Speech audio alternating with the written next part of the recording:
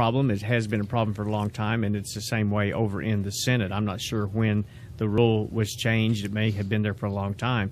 But when you have one or two people where the power is vested so tight within that small group, and it literally is one or two, whether it's the pro temp or the Speaker of the House and both floor leaders, they have everything to say about the distribution of the legislation. They have everything to say of who will be serving on those committees. And you better bet your bottom dollar that committee chairman is going to do the bidding of the person that appointed him to that committee. Randy, can you give us you have a great story that happened to you with Senator Coffey about just that very thing, and I think it's a great insight of the inside politics that goes on. Remind me, which one? Where you got threatened, I use the word threatened, but you were told that you need this bill in your committee, and if not, what was going to happen to you and that kind of thing. Well, there was, and this happens not just to my committee, but there will be bills assigned to your committee specifically to either make sure it's heard or make sure it's not heard. And more often than not, it is to make sure it is not heard. That is the way the leadership kills a bill from afar. So they would say it would send to the Rules Committee to die. Well, that's right, but they don't tell the public that. But those of us that are in the process, we know that if it goes to Rules, it's going there to die. Or maybe a gun bill, for example. Maybe a good Second Amendment bill is sent to a non-friendly committee member that has nothing to do with gun legislation, but they know that committee member will not hear it, and so it takes the spotlight off of the leadership, and it points it down to this lowly committee member that really doesn't give a hoot one way or the other about that Second Amendment bill, and they'll take the heat all day. That they don't really care. So, but Randy, sorry. I mean, would you say that there are times in which the Speaker or the pro temp will make sure a certain piece of legislation is heard, and if that committee chair says, no, I don't want to hear that, I don't appreciate that there could be, something happen to that committee chair? Well, I mean, yes, there's no doubt, and very few committee chairs, with me being the exception, if I didn't want to hear a bill because of whatever reason, to me it didn't matter if the leader that put that in my committee wanted it heard or not. And I had conversations. I am not hearing the bill. I fundamentally disagree with it. It is unconstitutional. I would not even consider having a bill like this heard in my committee. And there are times that we'll move it somewhere else. Fine, move it somewhere else. But aren't there times in which they tell you, well, we won't hear certain bills that you have then? That there is always that possibility. Yeah. You gotta, if you're not willing to play the game that the boys have set up for you to play. Yeah, it's not always a fun place to be. And I can tell you, you look at my voting record. I stayed principled my 8 years. I have a good core fundamental belief on what I believe, what I understand, and why I believe it. And my voting record would prove that out. And it didn't matter the kind of pressure, so-called pressure. I didn't feel it because, for me, it was just an easy process to make my mind up on the individual pieces of legislation because it fit into a category of either constitutional or not constitutional, right or wrong, grows government, it empowers the people. So it's easy to make those decisions if you know why you're making them.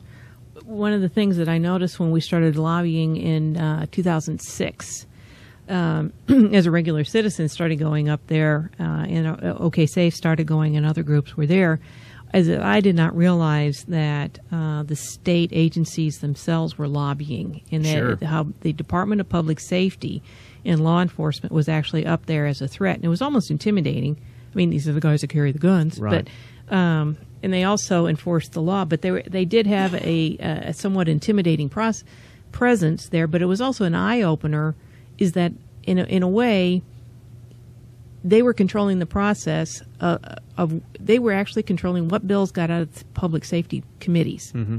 And somebody would say, well, what was his name? Rusty. Mm-hmm. Rusty Rhodes. And, sorry, we just named a name. But actually sitting in those committees, and the committee chair, which happened to have been Randy Terrell at that time, and I think Mike Christian, there were some bills that were good bills that needed to get out and were liberty bills and freedom bills. And the chairman at that time was Randy Terrell, would look at the Rusty and say, Rusty, what do you think about that? And it was up to Rusty Rhodes to say whether that was a good bill or a bad bill. Yeah.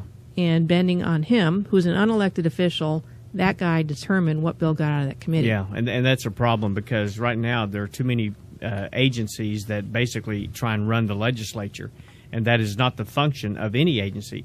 The agencies are set up to do the bidding of the bills and the legislation that have been passed. The legislature legislate, and the agencies carry that out.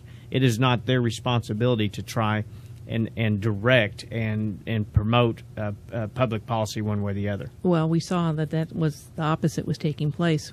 We're about to the end of America in the Balance for this hour, and James, we're going to be encouraging people all through 2011 to be engaged in the Oklahoma political scene. And it is not because we're thrilled with politics, it's policy and standing on principle and understanding what's actually happening. People, we need to be better educated as an electorate as to what is actually the truth, not to believe talking points, but to begin to ask questions. Like if a bill says, well, this is for law enforcement purposes, what does that mean? Yeah. That's a dangerous sentence to be in any kind of a piece of legislation, and yet it's there frequently, and people aren't questioning it.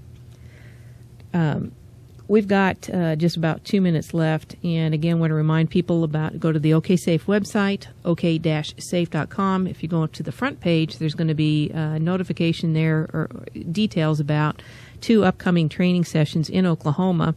One in Oklahoma City on January 15th from 9 until 12:30 at the Village Library, and then on Saturday, January 22nd in Tulsa, or Broken Arrow, excuse me. I always get those two mixed up. They're close by to each other, but on the 22nd from 9 until 12:30, the details are on the website there. Bring your notepads or your laptop computers. They are working meetings so that you come out of there as best educated as you can be in 3.5 hours on the legislative process. Senator Brogdon, former Senator Brogdon, Randy Brogdon, we're going to have you back again. You're going to give us an update on what fraud you have found. You bet. in Medicare processing and payments in the state of Oklahoma. You bet. It is strictly for the state of Oklahoma, right? It is, yeah. You have a territory? State of Oklahoma. The whole state of Oklahoma. Yeah, we'll be all over. All right. Well, that'd be kind of interesting to find out what kind of fraud. Maybe we'll save the state some money. I hope. I hope so, too. James. Yes. Tell the listeners your blog site address again. Parsons' Opinion on Politics, theonlinepoop.com. That's P-O-O-P. That is correct. Theonlinepoop.com. That's the music indicating the end of this hour of America in the Balance on Truth in Focus Internet Radio. We thank our guests, Randy Brogdon, and our new co-host, James Parsons, for this hour. We thank you for listening and ask you to please remember the Lord in all that you do.